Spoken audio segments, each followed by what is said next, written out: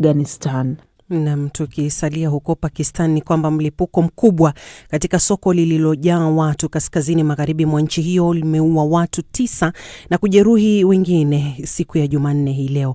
Hali inayotia wasiwasi kwamba huenda ni kuanza upya kwa mapigano na nchi jirani ya Afghanistan. Zaidi na Humphrey Mgonja. Mlipuko huo wa bomu katika eneo la Nurag Bazar umezua hofu mitaani, huku watu wakikimbilia kusaidia majeruhi na magari ya dharura yakikimbilia eneo hilo. Shambulio hilo linafuatia shambulio la gari pamoja na lile la kuvizia katika kituo cha polisi karibu na eneo la Bunu siku ya Jumamosi na kusababisha vifo vya maafisa wa polisi 15. Pakistani ililaumu wanamgambo wa Afghanistan kwa shambulio la mwishoni mwa juma na kusababisha maandamano makali mjini Kabul. Serikali ya Taliban ya Afghanistan imesema Jumatatu haina majibu ya moja kwa moja kujibu madai ya Pakistan. Kundi la Taliban linakanusha kuwahifadhi wanamgambo na kusema kuwa wanamgambo nchini Pakistan ni tatizo la ndani. Shirika la kukabiliana na dharura la Rescue 1122 lilisema watu 9 waliuawa na wengine takriban 30 kujeruhiwa katika mlipuko wa Jumanne kwenye soko ambalo ni sehemu ya uwanja wa jiji. Wale waliokuwa na majeraha mabaya wamekimbizwa katika hospitali za Bunu. Mohamed Ishaq, msimamizi wa matibabu wa hospitali ya TWQ, alisema wamepokea majeruhi 37 hadi sasa na wanamgambo baadhi yao walikuwa katika hali mbaya. Nchi hizo mbili zilihusika katika mapigano yao mabaya zaidi kuwahi kutokea mwezi Februari baada ya Islamabad kufanya mashambulizi ya anga mjini Kabul, ikisema kuwa yalikuwa yakilenga ngome za wapiganaji zinazotumiwa na kuandaa mashambulizi juu ya Pakistan. Imetimu saa 1:15 kote Afrika Mashariki, Afrika ya Kati na baadhi ya maeneo ya maziwa makuu ni saa 12:15 jioni. Habari kuu ni pamoja na shinikizo la kujiuzulu kwa waziri mkuu wa Uingereza Keir Starmer lazidi. Rais wa Uganda Yoweri Museveni apishwa rasmi kuongoza nchi hiyo kwa muhula wa 7 madarakani. Rais wa Ufaransa Emmanuel Macron atangaza uwekezaji wenye thamani ya dola bilioni 27 barani Afrika katika sekta mbalimbali. Na wapiganaji wa kundi la waasi la M23 wajiondoa kutoka maeneo kadhaa muhimu katika jimbo la Kivu Kusini, mashariki mwa Jamhuri ya Kidemokrasi ya Kongo. Hii ni BBC. Bila shaka ni matangazo ya Dira ya Dunia kutoka idhaa ya Kiswahili ya BBC. Leo hii uko na Mefilis Mwate na mwenzangu ni Skola Kisanga. Mamlaka katika jimbo la Western Cape nchini Afrika Kusini zimetangaza kufungwa kwa shule zote siku ya leo Jumanne kutokana na hali mbaya ya hewa ambapo dhoruba kali inatishia kupiga jimbo hilo. Aidha, mamlaka zimeonya kwamba safari za ndege huenda zikachelewa, zingine zikafutiliwa mbali au kuelekezwa kwingine kutokana na upepo mkali na mvua kubwa inayoendelea. Mwenzangu Sarafina Robi alizungumza na Nixon Katembo kutaka kujua hali ilivyo. Hali inaendelea kuwa duni kutokana na mabadiliko ya tabia nchi na madhara ambayo yametokea na hiyo, pamoja na mvua zinaendelea kunyesha hasa katika mkoa wa Cape Magharibi pamoja na mkoa wa Mpumalanga ambao kumesababisha mafuriko makubwa. Kufikia kwamba hivi sasa serikali ya Afrika Kusini imetangaza janga la kitaifa kufuatia hali hii, ina maana kwamba hali hii imeshuhudiwa kwa kiwango kipi ama kwa muda upi kufikia leo? Na imeendelea kushuhudiwa na zaidi itaendelea kushuhudiwa katika mkoa wa Cape Magharibi ambako shule zote zimeamriwa kufunga na kutahadharisha watu wale ambao wanaotaka kufanyia kazi nyumbani wafanyie kazi nyumbani.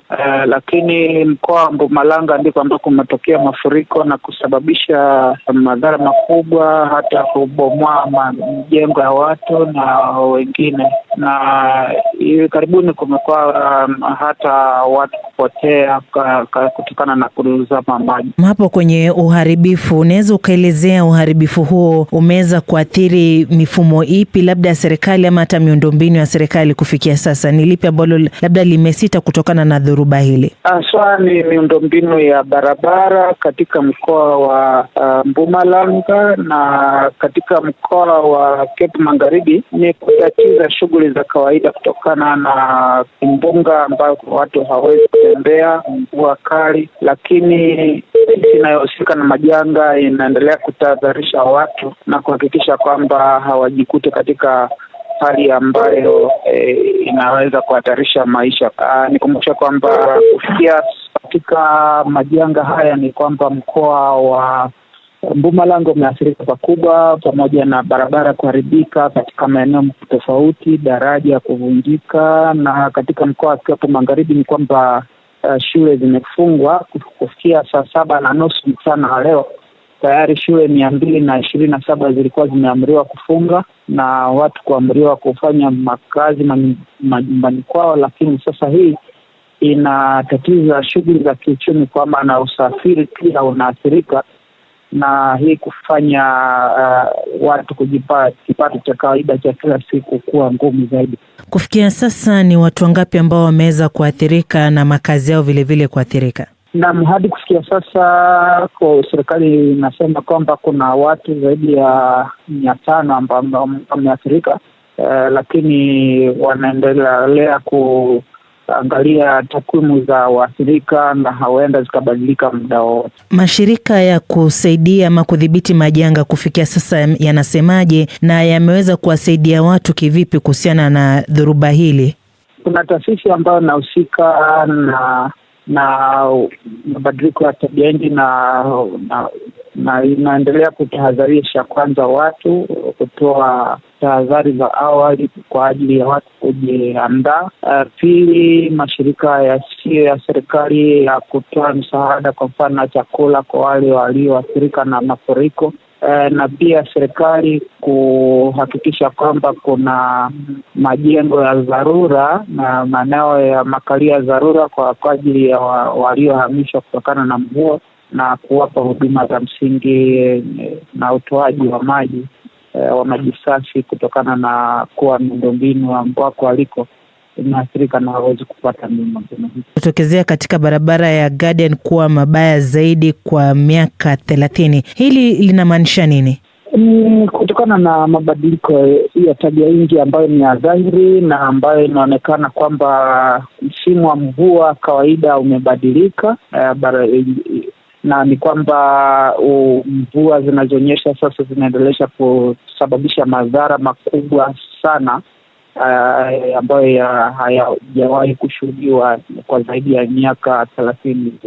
Na bila shaka kwa tayari idara inayohusika na mabadiliko na utabiri wa hali ya hewa hapa nchini imetoa tahadhari kwa mkoa wa Cape Magharibi, mkoa wa Cape Mashariki pamoja na mkoa wa Gauteng, kwamba dhoruba inaweza ikaendelea katika maeneo haya na kusababisha mvua nyesha, na pia kuonya mafuriko ambayo yanaweza kutokea zaidi na kusababisha uharibifu mkubwa kwa raia. Nixon Katembo huyo akiwa Johannesburg, Afrika Kusini, kama alivyozungumza na mwenzangu Sarafina Robi. Taarifa hii pia imemgusa Isaya Sambo, mpenda amani Tanzania, anasema kuna umuhimu wa kuboresha miundombinu yetu ya barabara kwa kujenga mifereji yenye ubora inayoweza kupitisha kiwango kikubwa cha maji pamoja na madaraja katika kuepuka mafuriko kwenye makazi yetu. Ameandika hapo maoni yake. Asante pia kwa nani huyo anaitwa ujumbe wake umenipotea hapa, lakini shukran kwa Mwalala kutoka Sepuka, Singida, Tanzania. Anafuatilia matangazo ya jioni ya Dira ya Dunia kutoka idhaa ya Kiswahili ya BBC. Siza Kitego kutoka Dar es Salaam kule Tanzania pia anafuatilia matangazo haya Dira ya Dunia kutoka hapa idhaa ya Kiswahili ya BBC. Unaweza pia msikilizaji kusoma pia taarifa mbalimbali zinazopatikana katika tovuti yetu, ikiwemo hii hapa. Unajua siri ya sayari isiyoonekana? Ni sayari gani hiyo? Siri yake ni nini? Tembelea tovuti yetu ya BBC News Swahili. Mimi ni Skola Kisanga na mwenzangu kule Nairobi ni Phyllis Mwate. Ripoti kutoka nchini Jamhuri ya Kidemokrasia ya Kongo zinasema kwamba wapiganaji wa waasi wa kundi la AFC M23 wanaodaiwa kuungwa mkono na Rwanda wamejiondoa kutoka maeneo kadhaa muhimu katika jimbo la Kivu Kusini, mashariki mwa taifa hilo mwishoni mwa juma lililopita. Haya ni kwa mujibu wa jeshi la Kongo FARDC na afisa mmoja wa kundi hilo la waasi.